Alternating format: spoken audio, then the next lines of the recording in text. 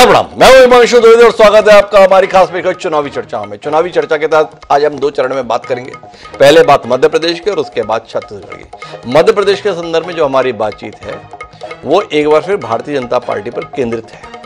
Bharatiya Janata party के शीर्ष नेताओं में शुमार और मध्य प्रदेश के मुख्यमंत्री शिवराज सिंह चौहान ने एक बड़ा ऐलान किया और बड़ा ऐलान ये किया कि मैहर को जिला बनाने की घोषणा की। उन्होंने बाकायदा इसके संदर्भ में कार्रवाई आगे बढ़ाने के संदर्भ में भी निर्देश जारी कर दिए। अब मैहर के एक विधायक है, नाम है उनका नारायण त्रिपाठी, अपने तेवरों के लिए ख्यात हैं, भाजपा के साथ हैं या भाजपा के खिलाफ हैं, ये पिछले 3-4 साल से हम लोगों के लिए कौतूहल बना हुआ है, एक ऐसी पहेली जिसे हम सुलझा नहीं सके। तो नारायण त्रिपाठी जी ने आज होर्डिंग्स लगवाए। उन होर्डिंग में एक तरफ कमलनाथ थे, दूसरी तरफ शिवराज सिंह चौहान थे। ऐसा कम ही मौका आया जब दोनों नेताओं को होर्डिंग पे हम साथ देखे, पर नारायण त्रिपाठी जी ने ये कमाल किया और उन्होंने मैहर जिला गठन के संदर्भ में दोनों नेताओं के प्रति आभार जता दिया। अपनी बातचीत में नारायण त्रिपाठी ने बताया था कि इसके संदर्भ में वास्तविक पहल कमलनाथ जी की थी और शिवराज जी ने भी कर दिया, तो उनके प्रति भी आभार। पर इससे भी बड़ा ऐलान आज नारायण त्रिपाठी ने तब किया जब उन्होंने विंध्य के संदर्भ में मांग को लेकर अलग राज्य की अलग पार्टी के गठन का भी ऐलान कर दिया। अब समझना मुश्किल हो रहा है कि नारायण त्रिपाठी को हम किस रूप में देखें, विंध्य विकास पार्टी के नेता के तौर पर देखें या भारतीय जनता पार्टी के नेता के तौर पर देखें। और जो भारतीय जनता पार्टी अपने आप को देश का ही नहीं बल्कि दुनिया का सबसे बड़ा राजनीतिक दल बताती है, उसकी ऐसी क्या लाचारी और मजबूरी है कि मिलने वाली लगातार चुनौती को अभी भी अनदेखा कर रही है। भाजपा के किसी नेता के द्वारा नारायण त्रिपाठी पर कार्रवाई करने के संदर्भ में कोई वक्तव्य अभी तक दिया है, ना ही कोई कार्रवाई हुई है।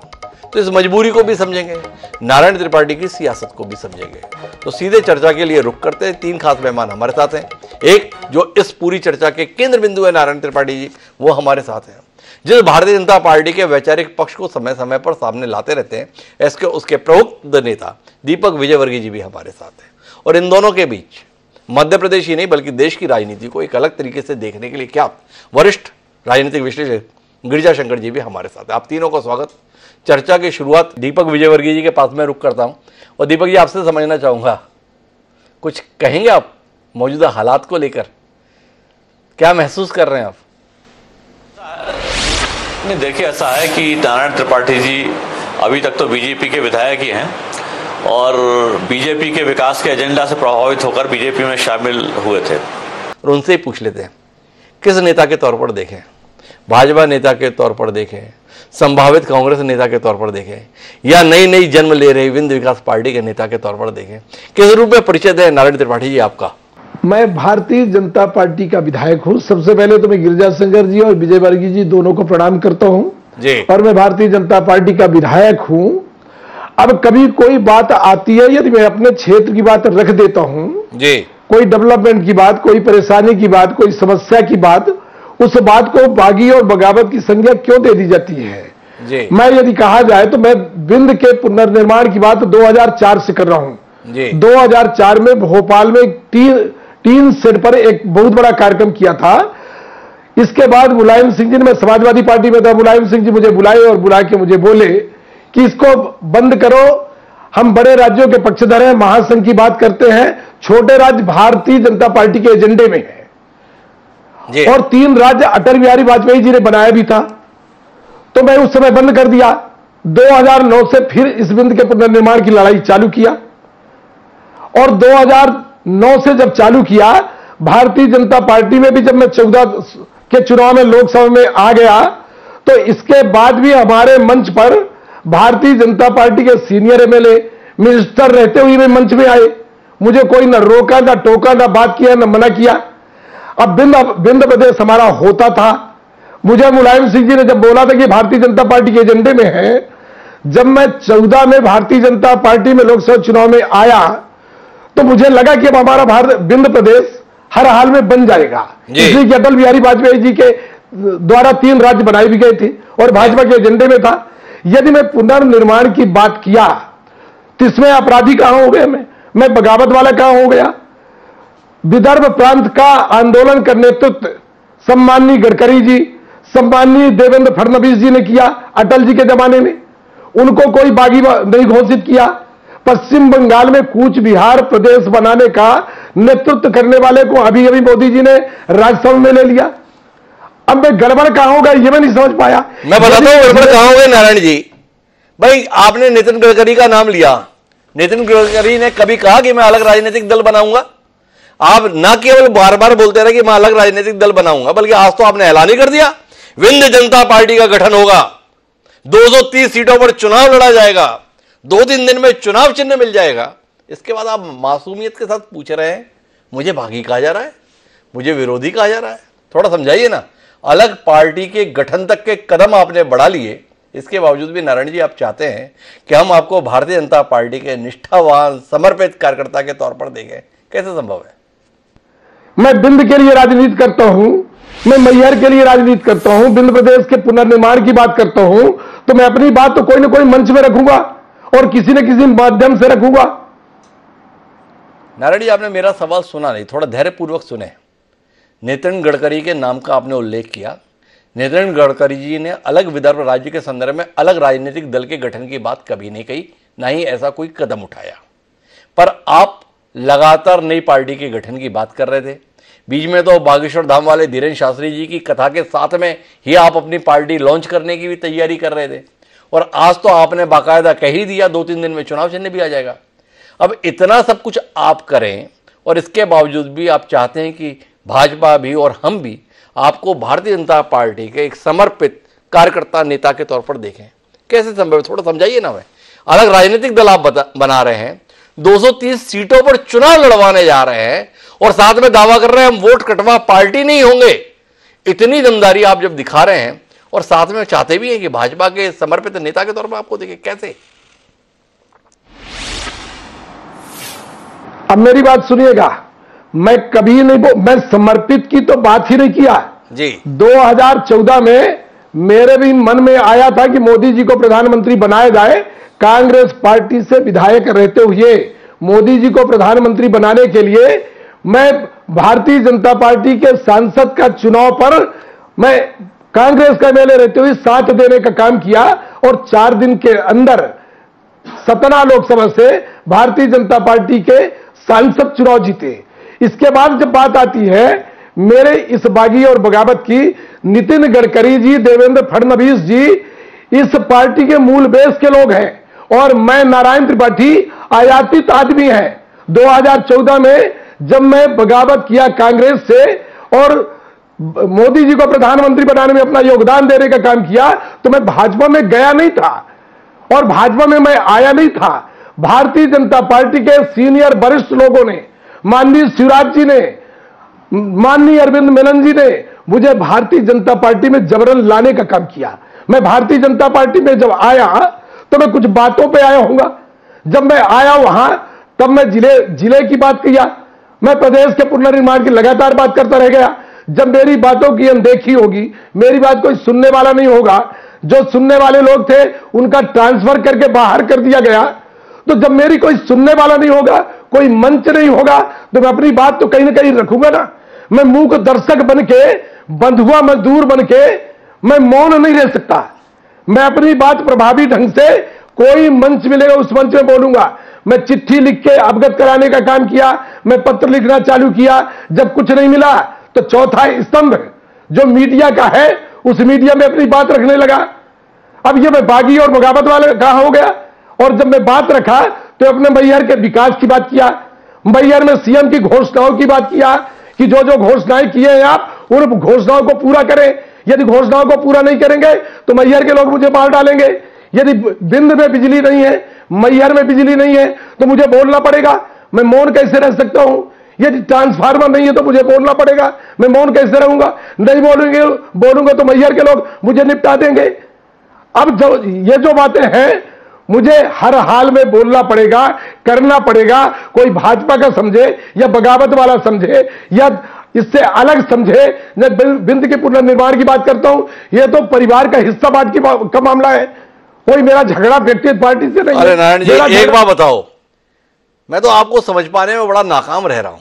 आप अलग राजनीतिक दल के गठन का ऐलान कर दिए तो आप उस पर भी बने रहना चाहते हैं और भाजपा के टिकट पर चुनाव भी लड़ना चाहते हैं, ऐसा है क्या मामला?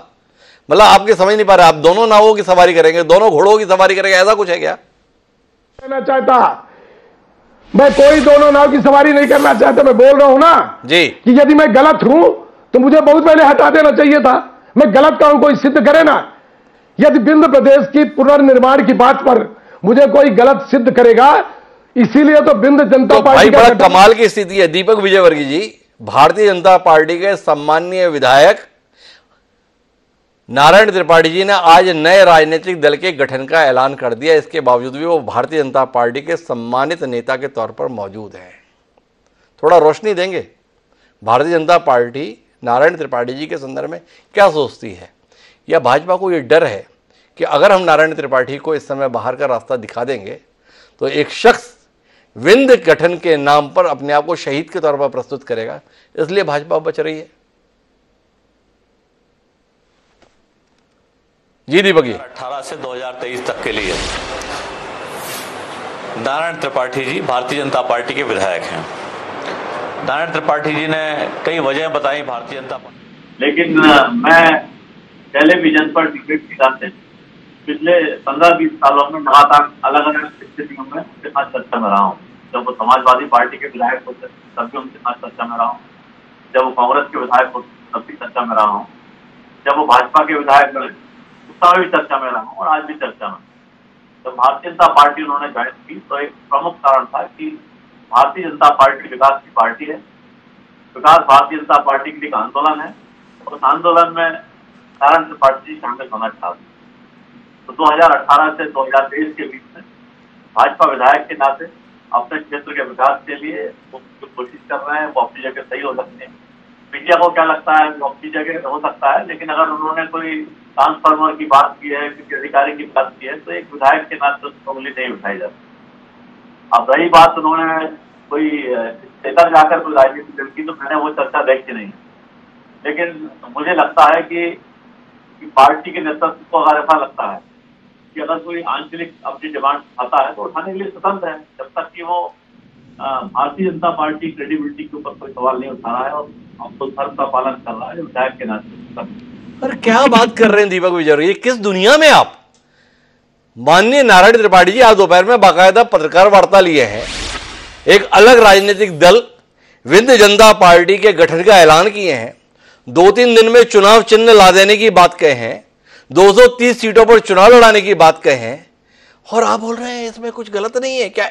मतलब भाजपा इस हालत में आ गई क्या वाकई दीपक जी? दीजिए, मैं समझता हूँ 2-3 दिन होने क्या रहता है कि हर व्यक्ति का अपना स्वभाव रहता है, हर व्यक्ति का अपना होता है, काम करने का अपना तरीका होता है। तो 2-3 दिन होने दीजिए और आगे चीजें होने दीजिए। अभी तक भारतीय जनता पार्टी के कार्यकर्ता के नाते और भारतीय जनता पार्टी के विधायक के नाते नारायण त्रिपाठी जी काम करते रहे 2018 से 2023 के बीच, और नवंबर तक का उनका कार्यकाल। तो मुझे लगता है कि विधायक के रूप में वो अपनी पारी है। शायद गिरिजा शंकर जी के पास में ऐसी कोई बेबसी नहीं होगी कि इस पे दृष्टिकोण को साझा करने में संकोच करें। दीपक जी को संकोच इस बात के कारण से है कि नेतृत्व फैसला ले तब तो दीपक जी कुछ कहें, दीपक जी अपने स्तर पर क्या बोले। पर गिरिजा जी आप बताओ, नारायण त्रिपाठी उतारू हैं अपनी गर्दन देने के लिए, पर भाजपा है कि अपनी तलवार चलाने को तैयार नहीं, क्या कहते हैं? तो सही है। दरअसल इस दौर में आप देखेंगे कि पिछले 2-3-4 महीनों में चुनाव के आते आते बीजेपी में जितने नेताओं ने चाहे पार्टी छोड़ने की बात की हो, चाहे दूसरी ओर की बात की हो, पार्टी नेतृत्व ने न तो उनको कभी मनाने की कोशिश की, न कभी उनको रोकने की कोशिश की, न उनके खिलाफ कार्रवाई करने की कोशिश की। आप देखें सिटिंग एमएलए कोलारस के वो पार्टी छोड़कर कांग्रेस में शामिल हो गए। उसके पहले पूर्व मुख्यमंत्री के सुपुत्र दीपक जोशी चले गए। बहुत से लोग जा रहे हैं, लेकिन अभी तक मेरी जानकारी में ऐसा नहीं है कि इनको रोकने मनाने की कोई कोशिश बीजेपी नेतृत्व के द्वारा किया गया हो, या ऐसे लोगों पर जो बयानबाजी करते रहे हैं। नारायण त्रिपाठी पहले नेता नहीं है, जो बीजेपी के और भी नेता हैं जो मालवा के, वो बयानबाजी करते रहे हैं, लेकिन किसी पर कोई कार्रवाई करने की या उस पर इवन प्रतिक्रिया देने की भी जरूरत बीजेपी नेतृत्व ने नहीं दिखाई। अब ये उनकी क्या रणनीति है ये वो उसको बेहतर बता सकते हैं, लेकिन जैसा हमेशा होता है कि जब पार्टी के नाराज लोगों को, असंतुष्ट लोगों को मनाने की कोशिश खासकर चुनाव के दौरान हर पार्टी करती है, इस बार बीजेपी वैसा करते हुए नहीं दिख रही है। और नारायण त्रिपाठी जी के मामले में भी अभी तक तो यही रुख दिख रहा है कि वो जो कुछ भी करें पार्टी उसे अनदेखा करते हुए आगे बढ़ना चाहती है। तो गिरिजा जी, आपसे समझना चाहता हूँ, भाजपा की इस रणनीति को आप चुनावी दृष्टि से कितना मुफीद मानते हैं?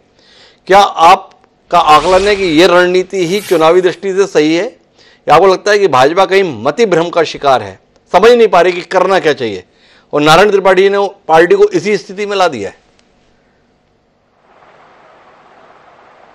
देखिए, ऐसी रणनीति जब कोई पार्टी अपनाती है कि पार्टी के अंदर होने वाले असंतोष को या पार्टी के अंदर एक अनुशासन की सीमा को लांघने की जब स्थिति बनती है, और वहां पर जब यदि पार्टी हाईकमान या पार्टी का नेतृत्व उसको नजरअंदाज करने लगे, उस पर कोई तवज्जो न दे, तो जाहिर है कि इससे कोई बहुत अच्छा प्रभाव पार्टी पर नहीं पड़ता। जो पार्टी अपने समर्पित कार्यकर्ताओं और जो कार्यकर्ताओं के कैडर की बात करती है, और कैडर को, उस कैडर पर इन तमाम चीजों का कितना असर होता होगा, ये बात पार्टी नेतृत्व को समझना चाहिए। ये बात पार्टी नेतृत्व को समझना चाहिए। मैं नारायण त्रिपाठी जी वापस आपके पास आता हूं। कितने लोगों को इकट्ठा कर पाए आप अपने विंध्य प्रदेश की मांग के संदर्भ में? 30 सीटें आती हैं विंध्य क्षेत्र के अंतर्गत। 30 में से 24 सीटों पर भारतीय जनता पार्टी के विधायक हैं। नारायण त्रिपाठी के साथ में एक विधायक नहीं दिख रहा, केवल नारायण त्रिपाठी हैं। इतनी असहाय स्थिति है आपकी अपनी मांग के समर्थन में, पहला सवाल। और दूसरा सवाल यह है कि कल तो आपके मैयर को जिला बनाने की शिवराज सिंह चौहान ने घोषणा की है, आप इतने नाशुक्रे क्यों हो गए भाई? जहां आपको जिला मिला, आपने अगले दिन ही रिटर्न गिफ्ट में जो है नई पार्टी के गठन का ऐलान कर दिया। थोड़ा समझ नहीं पाया आपको? हमें तो लगा था कि आज आप फूल मालाओं के साथ शिवराज सिंह चौहान का नागरिक अभिनंदन करने के लिए सीएम हाउस पहुंचेंगे, मैयर का आमंत्रण देंगे, वहां पर उनके लिए कोई बड़ा जलसा करेंगे। आपने तो उल्टा काम किया, पूरे मीडिया को बुलाया और एक नए राजनीतिक दल के गठन का ऐलान कर दिया। तो जरा दोनों चीजों पर रोशनी दें, आप अकेले क्यों दिख रहे हैं? और दूसरा, ये रिटर्न गिफ्ट देने के लिए आपने आज का दिन क्यों चुना?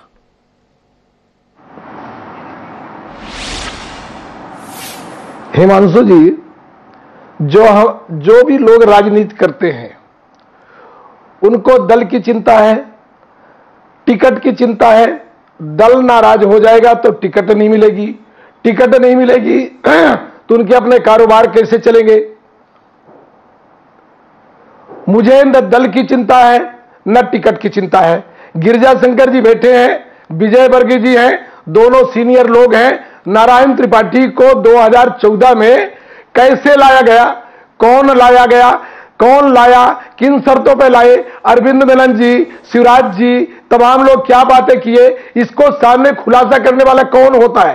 कौन जाने, कौन समझे मुझे क्यों लाया गया, कैसे लाए, किस तरह लाए। मैं गड़बड़ का हूं, मैं गड़बड़ नहीं किया, पर जब बातें होती, जैसे मैयर जिला बना तो कमलनाथ जी ने 20 में कैबिनेट से पास करके मैयर को जिला बनाने की घोषणा की। शिवराज जी ने क्रियान्वयन के लिए आदेश दे दिया।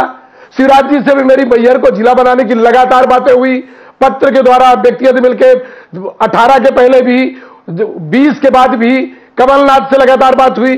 तो दोनों लोगों का योगदान मैयर को जिला बनाने में हुआ, इसलिए मैंने दोनों का फोटो लगाया, दोनों को धन्यवाद, बधाई दे दिया। मैं कई बार भारतीय जनता पार्टी के कार्यालय में, जब मेरी भारतीय जनता पार्टी की सदस्यता ली गई थी, उस दौरान मैं बोला था कि मेरे राजनीतिक गुरु और राजनीतिक आदर्श माननीय मुलायम सिंह यादव हैं। मेरे दिल में जो बात है और जो मैं स्वीकारता हूं, उसको अस्वीकार कैसे करूंगा मैं? कमलनाथ को यदि मानता हूं कि उनका श्रेय है तो मैं उसको स्वीकार किया, फोटो लगा दिया। मैं रात के अंधेरे में कमलनाथ से मिलने नहीं गया कभी, मैं दिन को जाता था और मीडिया से बात करके जाता था जी। और मेरे आने जाने की जो बातें हैं, फिर मैं बोलूं, मैं दोनों को बधाई भी दिया, धन्यवाद भी दिया।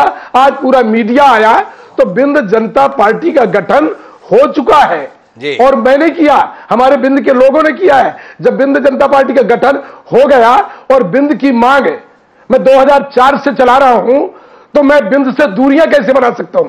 यदि बिंद के बारे में कुछ न कुछ निर्णय लिया जाएगा, नहीं लिया जाएगा तो बिंद जनता पार्टी है, मुझे बिंद के साथ रहना है, मुझे मैहर के साथ रहना है, मुझे अपनों के साथ रहना है। अब यह मेरा पाप यदि है तो बहुत बड़ी बात है। और जहां तक भारतीय जनता पार्टी की नीति की अनदेखी करना, भूल जाना, आप लाए क्यों, कब लाए, किस लिए लाए, किन शर्तों पे लाए हमें तो ट्रेनिंग दे देते कि नारायण जी आपको इसी तरह चलना पड़ेगा, हम उसी तरह चलते। कोई ट्रेनिंग भी हमको नहीं दिया। मान लीजिए हम ट्रेंड आदमी हैं, समाजवादी पार्टी से निकल के आए हैं, चिट्ठी पत्री का कारोबार चलता था, हम चिट्ठी पत्री दे देते हैं तो बागी कैसे हो गया? जब हमें आप अनदेखा ही कर दिए तो यह हमारी मजबूरी है, यह अनदेखा ना भी करें। तो सबसे पहले जिस देश जाति में जन्म लिया बलिदान उसी पर हो जावे। जब मैं बिंद की मांग 2004 से कर रहा हूं हिमांशु जी, तो याद रखिएगा गिरिजा शंकर जी भी है, मेरा पहला काम है मैहर विधानसभा और इसके आगे का काम है कि बिंद के पुनर्निर्माण में जो मेरा योगदान होगा, जो मेरा जीवन बचा होगा, उसके लिए मैं काम करूंगा। भारतीय जनता पार्टी के सदस्य रहना न सदस्य रहना मेरे लिए कोई गौरव की बात नहीं है। मैं बिंद का सदस्य बना रहा हूं, ये मेरे लिए गौरव की बात है। अच्छा, तो एक निर्णय के बाद बताइए नारायण त्रिपाठी जी, ये अगला विधानसभा चुनाव लड़ेंगे कि नहीं लड़ेंगे, और लड़ेंगे तो किसके टिकट पे लड़ेंगे, भाजपा के या विंध्य जनता पार्टी के? जहां बच्चों को पढ़ाने के लिए कॉलेज हो, जहां दवाई कराने के लिए स्वास्थ्य की व्यवस्था हो, ऐसी जगह की यदि मैं बात न करूंगा तो मैं कहां की बात करूं? न फिर बोलता हूं, न दल की चिंता, न दल की टिकट की चिंता। मैं निवेदन करता हूं, मैं भारतीय जनता पार्टी का भी सम्मान करता हूं, मुझे कोई लेना देना नहीं है। मुझे जब लाया गया तो लोग सामने आके मीडिया में बात करेंगे क्या कि कैसे लाया गया? मैं फिर बोलता हूं, मेरा सवाल सुनेंगे तो लोगों को घबरा। नारायण जी मेरा सवाल सुनिए, जानने में अब दिलचस्पी इस बात को लेकर है कि 2023 का विधानसभा चुनाव क्या नारायण त्रिपाठी लड़ेंगे, और लड़ेंगे तो किसके टिकट पे लड़ेंगे, भारतीय जनता पार्टी के या विंध्य जनता पार्टी के? बोल तो दिया कि भारतीय जनता पार्टी यदि बिंद के मुद्दे पर कोई फैसला लेती है उनको जरूरत नहीं पड़ेगी। जब बड़े बड़े नामों की जरूरत नहीं है, मध्य प्रदेश में उमा भारती ने 2003 में सरकार बनाई, आज उमा भारती की अनदेखी हो रही है। कौन पूछ रहा है उमा भारती को? तमाम नाराज, इंदौर से ताई जी वो किनारे हैं, प्रभात झा जी किनारे हैं, तमाम बड़े बड़े दिग्गज नेता किनारे हैं।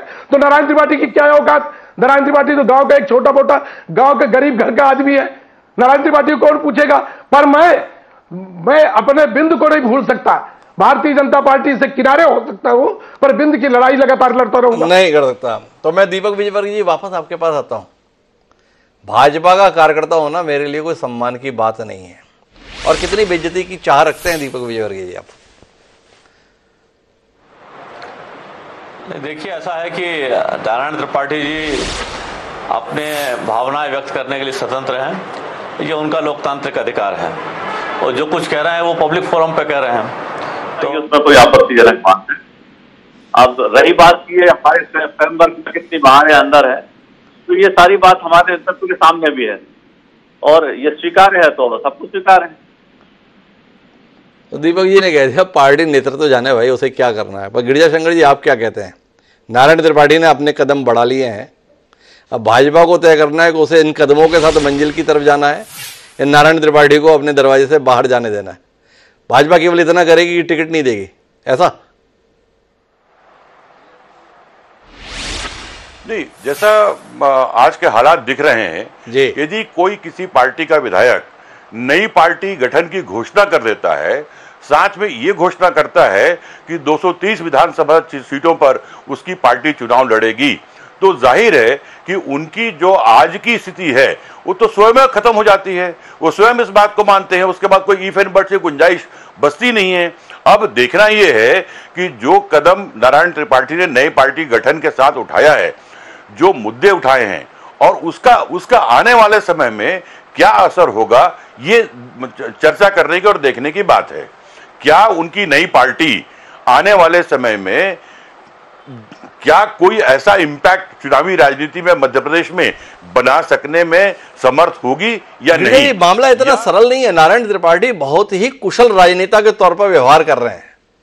वह नए राजनीतिक दल के गठन का ऐलान तो करते हैं, पर साथ ही ये कहते हैं कि अगर भारतीय जनता पार्टी विंध्य प्रदेश के गठन के संदर्भ में कोई कदम उठा लेती है तो मैं भाजपा के साथ हूं।